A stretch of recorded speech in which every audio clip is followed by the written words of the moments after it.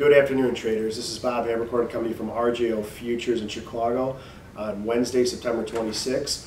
Today we're here to discuss the upcoming on Friday at 7:30 Central, the grain numbers that are coming out, the USDA numbers. We got supply and demand as well as crop stocks, and should be a pretty big number. Markets will be open for that number now that the markets start trading with these extended trading hours. So we should see some pretty good moves on the number. I'm here with Frank Cholly and also Kevin Craney here to discuss a little further into the number and how what we see coming out from this number and how it's going to affect the markets. Frank, what are you looking at for the number here on Friday morning? Bob, obviously off this report the market could get a bullish surprise, a bearish surprise. For me, it's hard to imagine that we're going to have a lot more downside off this report because we've just taken so much premium out of the market to this point. In fact, last I checked before we came in here, beans were down 44 cents, corn down 20. These markets, corn's at 7 1/4, beans are almost at 15 1/2. We've taken a lot out of the market already, and mainly because we have a lot of harvest pressure. We have better weather conditions in South America, and we have some outside market pressure. So I'm not sure that there's a lot more downside here. I guess the surprise would be that the number is so bearish that we continue to see more erosion in the price. But it could go either way, and like you said, the market's open when this report comes out, so it could be very volatile. Yeah, I mean today's the dollar for the bullish grain traders. The dollar's not helping anybody out today either, being up as much as it is on that European news. Right. Kevin, what are your thoughts on the number on Friday? Well, I think Frank and I have some similarities. I think the downside really right now is pretty limited. We've seen a lot of premium come out, and I think you have to look at it really from a commercial hedging standpoint. If I'm an end user, I need the corn or I need the soybeans, and I've seen prices come off this much. If I was hedging short term before, a month, 2 months, maybe 3 months out, I may start looking at more 3 or 6 month time periods to start hedging that. So I think you're going to see some of the support come in from there. But at the same time too, it certainly isn't any secret that a lot of these managed funds have been long the grains for a while. It's been an easy trade this year, and now the trade's getting a little more challenging. You're seeing some profit taking, so it's going to be an interesting report. I think it's really going to kind of set the tone for how we move forward. Yeah, I mean it's been so straight up this entire summer based off just the weather premium that's been out there, the bad news, the lack of water, as well as outside factors such as some announcements by central banks. It doesn't matter if the corn's a great crop or not, or the wheat's great, or there's more beans than you can handle. But when you have outside factors creating easing, creating money, moving decimals over, of course you're going to see it go up. And I think that's a big thing too that's keeping this market up like it has been this summer. You got the Federal Reserve easing, you got Bank of Japan doing some easing, and also Europe. So, I think that's keeping, like you touched on, the downside being limited on grains just based off that. I mean, how much further are they going to do to maintain it? We'll see how it plays out.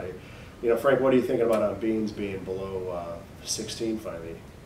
Well, I do think that beans probably have the best upside potential from this level.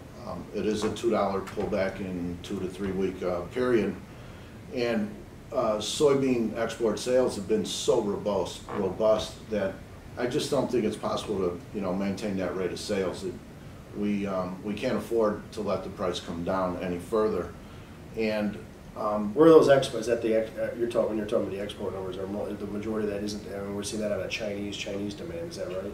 Well, it's China's the world's biggest consumer of commodities and probably the biggest buyer of our soybeans. Definitely, right? Yeah, and I think that's what everybody has to keep an eye on at this point. We have seen the Chinese go to Brazil here over the past few months, but what we also know about South American bean supplies are that a lot of them are spoken for. So, I would look for Chinese to really start to hit the U.S. market here in the months to come. And I think, Frank, you're right. There's a lot of upside potential on these soybeans right now. We're just seeing a lot of harvest pressure and squaring up the profit. Absolutely. In this report. As an example, Bob, real quick, the middle of June, nobody was talking about a drought.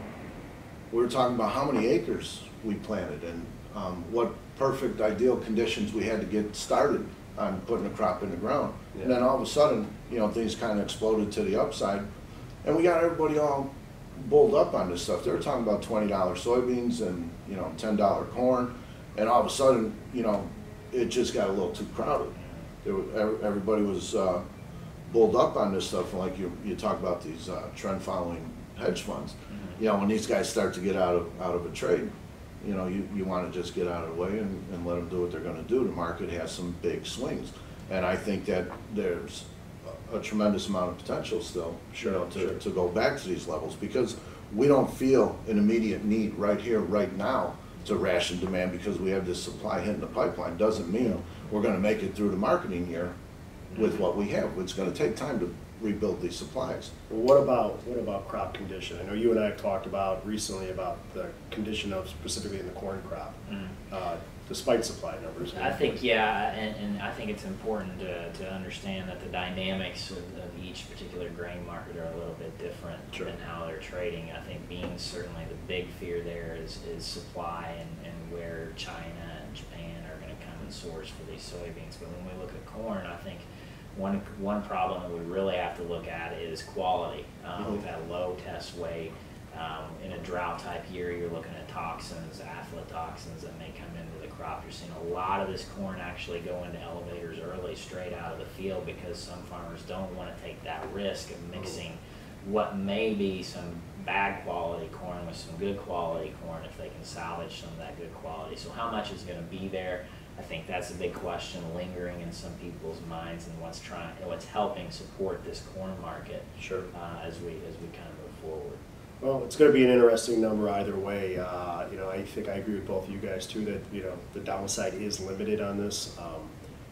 Demand, despite the fundamentals and the price right now, I do see demand staying strong in this thing. So we'll have to see how it plays out. You know, keep an eye on it for Friday morning. It'll be 7:30 Central. You know, your market will be open, like I stated earlier, so we should see some very interesting moves with these extended trading hours that the grains now trade. And remember to follow us on Twitter and Facebook. If you have any additional questions, please feel free to contact any of us here, Frank Cholly, Kevin Craney, or myself, Bob Haberkorn. And remember, futures trading does pose significant risk. It's not suitable for all investors. Happy trading, and good luck on Friday.